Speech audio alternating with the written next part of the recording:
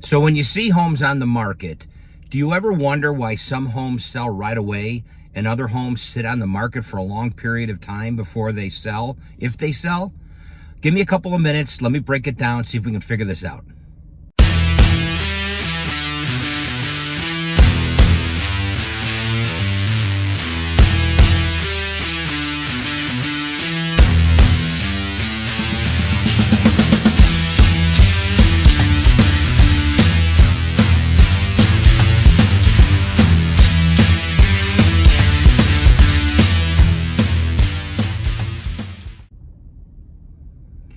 Hey everyone, Brandon Shupe at Skydan Real Estate Sales. Hope all's going well. So if you're thinking of putting your home on the market, the last thing in the world you want to happen is to be one of those sellers where your home sits on the market for a long period of time, starts to turn stagnant in the MLS, and you start having a difficult time trying to find a buyer that's willing to write an offer on the property. So let's take a look and see what some of the things are going on that unfortunately make things go sideways.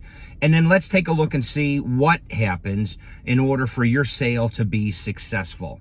So the first thing that I see and I experience a lot when I meet with homeowners and they want to sell their home, sometimes the first thing they say is, well, my neighbor next door, my neighbor across the street got $350,000 3 years ago. But what they don't understand is that market time 3 years ago was a totally different market. So we have a challenge a lot of times where we have to try to break it down and explain to homeowners that the markets change. And we're actually seeing 20% more homes on the market right now. So the inventory is increasing.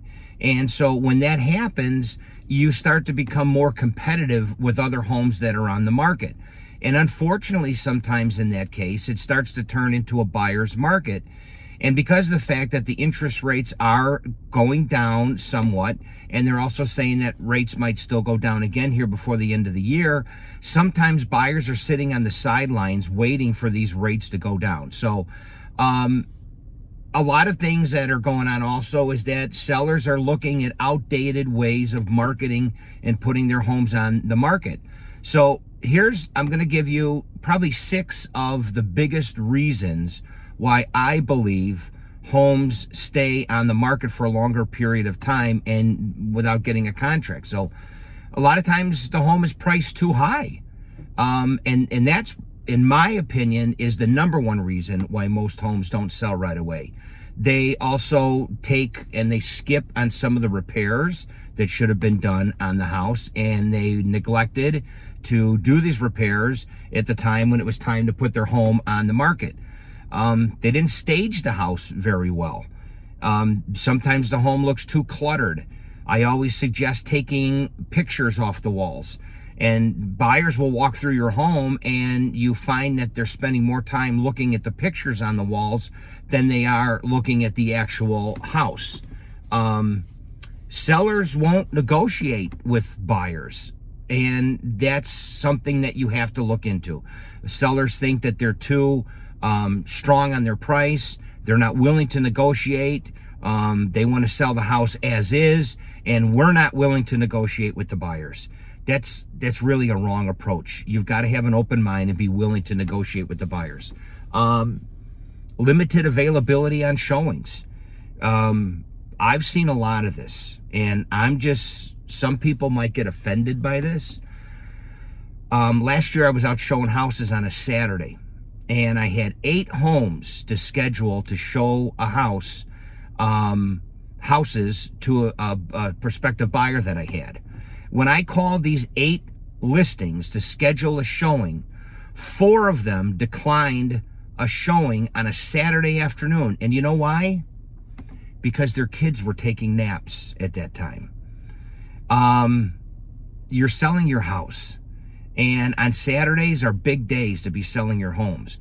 And we're seeing a lot of these changes now where it's getting more difficult sometimes to show some of the property. So you've got to have the availability of your home wide open to show. Probably the 6th reason is marketing ideas, ways of marketing the property. You can't just throw the listing into the MLS and just wait for a buyer to come along. So, but today's market is totally different. And now that the inventory is increasing, that means the approach to sell your home has to be a little bit different also. This is really where a good, experienced real estate broker comes into play. See, they know how the market used to be, and they're learning and seeing the new trends of how homes are selling today. So when you hire a great real estate broker who has a lot of good experience, you're going to get a lot for your commission dollars out of that. They're going to sit down with you and they're going to make suggestions to you as to what you could possibly do to make the home show better. They're going to look at the comparables recently within, say, the last 6 months or maybe even 3 months of what homes are actually selling for on the market. So, and then the other thing is too is marketing. They're going to show you their marketing approaches, and whether they put your homes on YouTube, whether they put your homes on Instagram, there's all these social medias that we can expand our marketing ideas to, and it really helps to get your homes on the market and be successful to sell. So that's the whole goal, is to get you set up for success and know what the market trends are and know the great marketing ideas. So here's the bottom line. So if you are thinking of putting your home on the market, get in touch with a really good real estate broker. I myself, I would be more than glad to sit down with you, take the time. We could do the market analysis, take a look and see what the comparables are in the area, and do a walk around in your house and give you some good suggestions and ideas on what we could do to make your home look really good, and talk about a marketing approach that'll be successful and help you take that next step in your life. Again, I appreciate you taking the time to watch this video, and as always, make it a great day.